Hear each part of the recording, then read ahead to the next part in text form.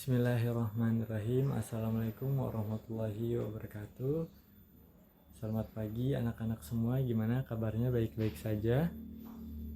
Alhamdulillah. Bapak pun berharap kalian dalam keadaan yang baik-baik saja dan sehat walafiat ya. Oke, pertama-tama Bapak ucapkan puji syukur kehadirat Tuhan Yang Maha Esa karena berkatnya kita dapat berkumpul dan bertemu di pertemuan hari ini. Oke, sebelum kita memasuki materi pembelajaran hari ini, alangkah lebih baiknya kita berdoa menurut kepercayaan dan keyakinan diri kita masing-masing. Berdoa dimulai.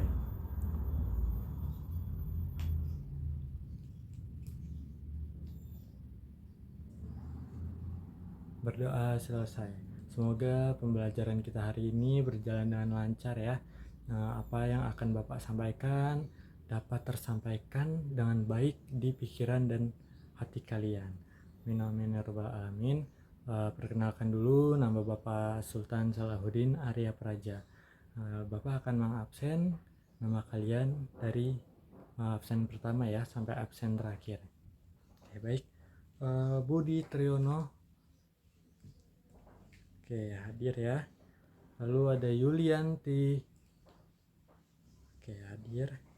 Ada Patricia Amanda. Hadir. Iva Sabita. Kira-kira di sini ada yang tahu Iva Sabita kemana? Izin, ketua kelasnya ada? Oke, izin ya, sakit ya, baik. Epul. Oke. Alhamdulillah ya, semuanya hadir kecuali Iva ya karena sakit. Kita doakan semoga Iva bisa sembuh dengan cepat dan bisa beraktivitas seperti biasa lagi. Amin.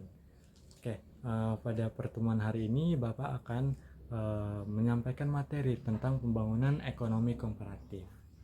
Nah, di sini sebelumnya ada yang tahu gak ekonomi pembangunan komparatif itu apa?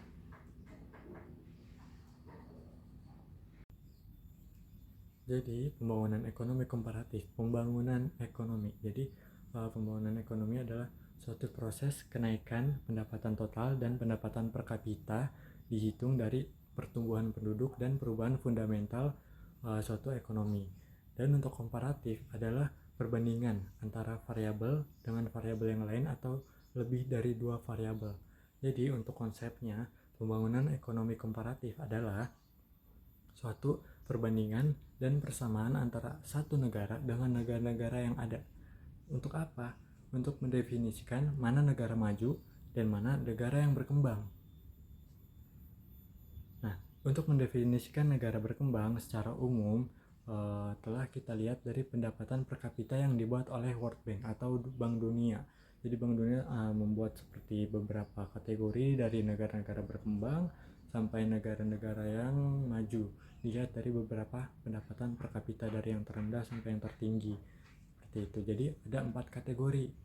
Ada kategori pendapatan per kapita yang rendah, menengah ke bawah, menengah ke atas, sampai pendapatan per kapita yang tinggi. Untuk pendapatan per kapita yang rendah itu biasanya pendapatannya dari 765 US dollar ke bawah. Lalu untuk yang menengah ke bawah itu dari 765 sampai 3035 US dollar ke bawah.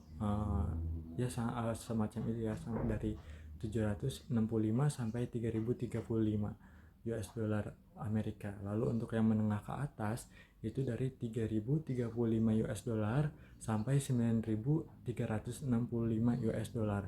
Lalu untuk yang negara-negara yang berpendapatan per kapitanya tinggi biasanya mencapai 9.366 US dollar Amerika ke atas. Jadi dia mendapatkan pendapatan per kapitanya lebih tinggi. Tuh. Tapi ada beberapa perbedaan definisi nih. Jadi PBB itu tidak hanya mencantumkan negara maju itu dengan pendapatan per kapita yang tinggi. Bukan berarti suatu negara pendapatannya per kapitanya tinggi berarti dia adalah negara maju, tidak seperti itu. Jadi seperti Arab, Uni Emirat Arab, lalu Brunei Darussalam, Kuwait merupakan negara-negara di Asia Timur yang memiliki pendapatan per kapita yang sangat tinggi karena penjualan minyak buminya, tetapi mereka tidak digolongkan negara-negara yang negara maju. Karena menurut Torado dan Smith, uh, suatu negara maju tidak hanya dihitung dari satu sektor saja, tetapi bisa dihitung juga dari sektor kesehatan dan pendidikan. Bagaimana di dua sektor itu ada peningkatan seperti itu. Lalu ada lagi nih negara-negara menengah, justru seperti kayak Korea, lalu Taiwan, mereka memiliki manufaktur yang sangat maju, seperti industrinya. Justru mereka tidak termasuk negara-negara berkembang, melainkan mereka disebut dengan industri baru. Jadi negara-negara dengan industri baru. Oke, sampai di sini kira-kira anak-anak sudah paham atau belum? Apa mungkin dari penjelasan Bapak terlalu cepat atau bagaimana? Oke, semoga kalian masih pada semangat ya untuk melanjuti perkuliahan hari ini, pembelajaran hari ini.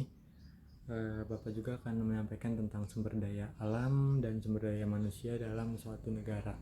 Jadi biasanya negara-negara berkembang memiliki sumber daya alamnya itu sangat terbatas dibandingkan dengan negara-negara yang maju.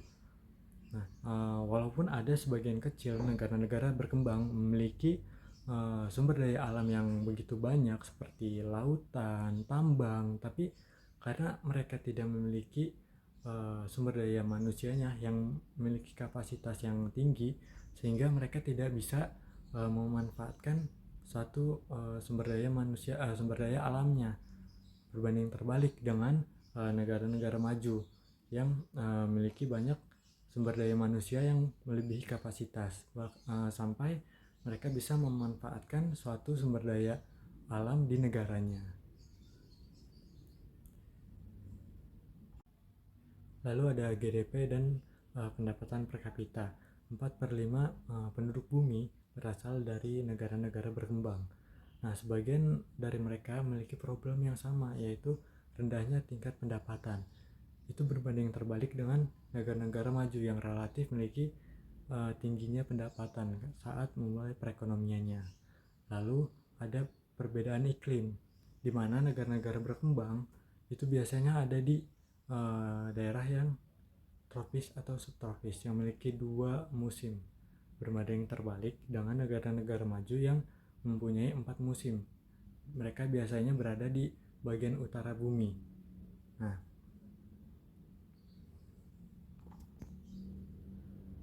kondisi panas saat tropis dan penyakit-penyakit khas tropis itu membuat banyak orang-orang di negara tersebut memiliki ketidaknyamanan saat bekerja, serta memiliki rendahnya produktivitas seperti itu.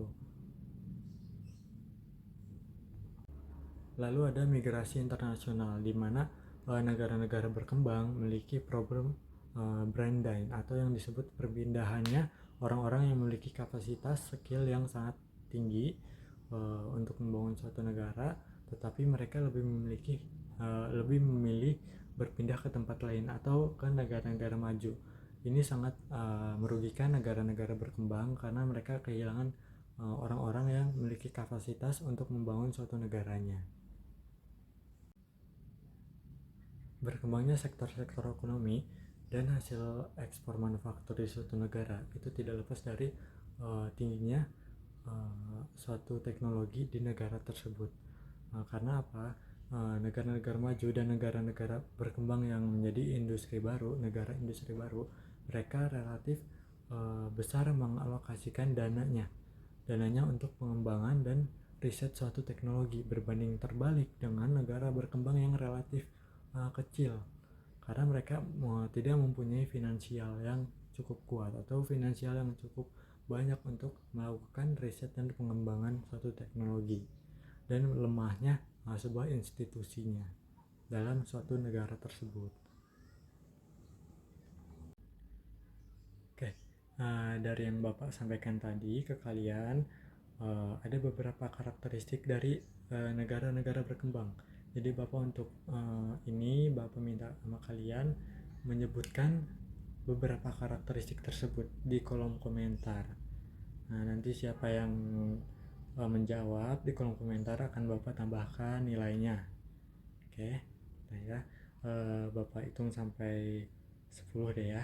Jadi kalian jawab nih karakteristiknya apa aja sebelum Bapak sampaikan ke kalian. Oke, Bapak hitung ya. 1, 2, 3, 4, 5, 6, 7, 8, 9, 10. Oke, ditutup ya. Ini jadi Bapak sampaikan beberapa karakteristik negara berkembang, yaitu adanya standar hidup dan tingkat produktivitas yang rendah, ada rendahnya human capital, lalu ada tingkat ketimpangan pendapatan dan kemiskinan absolut yang sangat tinggi, lalu ada pertumbuhan penduduk yang sangat tinggi, rasionalisasi sosial yang sangat tinggi, lalu populasi di pedesaan itu sangat tinggi, tetapi migrasi dari pedesaan ke kota juga sangat tinggi gitu. Lalu ada industrialisasi dan ekspor produk manufaktur yang sangat rendah. Jadi ekspornya itu sangat rendah di suatu negara tersebut, atau di negara berkembang ekspor manufakturnya sangat rendah gitu. Lalu ada kondisi geografis yang tidak menguntungkan, yaitu tadi ada iklim, perbedaan iklim, dan pasar yang tidak berkembang. Lalu ada karena penjajahan yang panjang, jadi dampak dari penjajahan panjang, dan hubungan internasional yang tidak setara gitu. Itu ada beberapa karakteristik dari negara-negara berkembang. Mungkin sampai di sini ya kita materi yang tadi Bapak sampaikan. Jika dari kalian ada yang merasa masih kurang paham, masih belum mengerti, bisa nanti kalian tanyakan lagi ke Bapak di grup WhatsApp ya. Jadi biar pertanyaan kalian juga bisa dilihat sama teman-teman yang lain. Nah, lalu kita buat kesimpulannya nih. Kesimpulan dari materi hari ini. Jadi kesimpulannya adalah negara-negara berkembang dapat diklarifikasi menurut tingkat pendapatan. Ada LIC, ada LMIC, dan juga UMIC. Dan juga menurut seberapa besar peranan industri dalam perekonomian dan ekspor.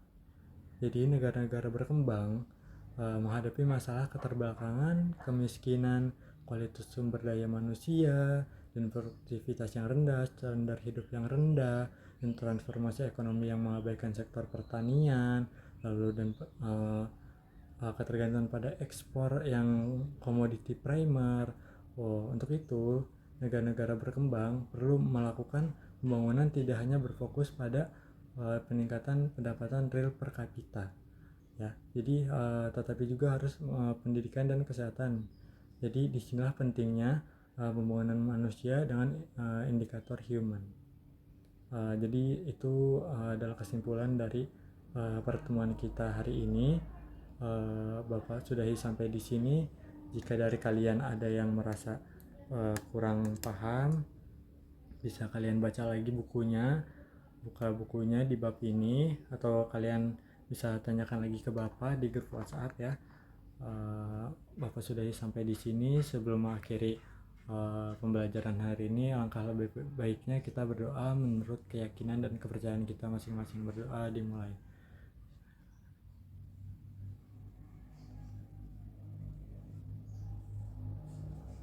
Amin amin ya rabbal alamin. Selayaknya kita mengucapkan alhamdulillahirabbil alamin bersama-sama ya.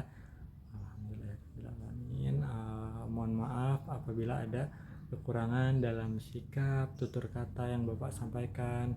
Kita bertemu lagi di lain waktu ya, di minggu depan di mata kuliah ini. Maka dari itu Bapak sampaikan terima kasih untuk kalian yang sudah mengikuti pembelajaran hari ini. Wassalamualaikum warahmatullahi wabarakatuh. Selamat pagi.